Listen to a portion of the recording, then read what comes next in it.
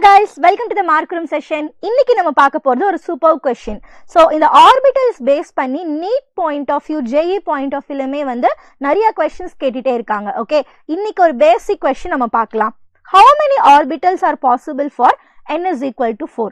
ரெண்டு மெத்தட்ல இந்த क्वेश्चन சால்வ் பண்ணலாம். ஃபர்ஸ்ட் இருக்கிற சிம்பிள் ஃபார்முலா மெத்தட நான் சொல்றேன். ஓகே, ஆர்பிட்டல் அப்படினா என்னது? அந்த குட்டி குட்டி பாக்ஸ், ரைட்டா? அதான் நம்ம ஆர்பிட்டல்னு சொல்றோம். ஓகே, சோ அது டைரக்ட்டா கால்குலேட் பண்றது எப்படி அப்படினா number of orbital is equal to n square. அப்ப இங்க n ஓட வேல்யூ எவ்வளோ? 4 இருக்கு. அப்ப 4 ஸ்கொயர் பண்ணுங்க, which is 16. அவ்வளவுதான். ஆர்பிட்டல்ஸ் கால்குலேட் பண்ண சொன்னாங்கன்னா n ஸ்கொயர்.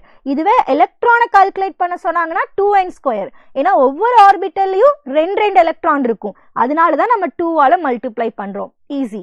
இது இல்லாம இன்னொரு மெத்தட் என்ன அப்படின்னா, இது ஒரு கான்செப்ட் பேஸ்ட் மெத்தட். அப்போ n is equal to 4 இருக்கு. அதுல பாசிபிள் L வேல்யூ என்னது?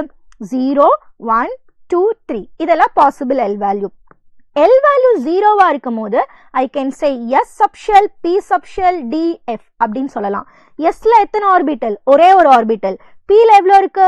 3 ஆர்பிட்டல் இருக்கு. Dல எவ்வளோ இருக்கு? 5 ஆர்பிட்டல். Fல 7 ஆர்பிட்டல். எல்லாத்தையும் ஆட் பண்ணுங்க.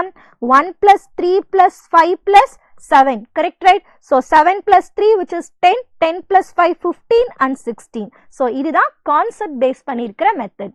So இன்னைக்கு மார்க் ரூம் क्वेश्चनல நம்ம ஆர்பிட்டல்ஸ் பத்தி பார்த்திருக்கோம். So let's see in the next mark room session. Thank you guys.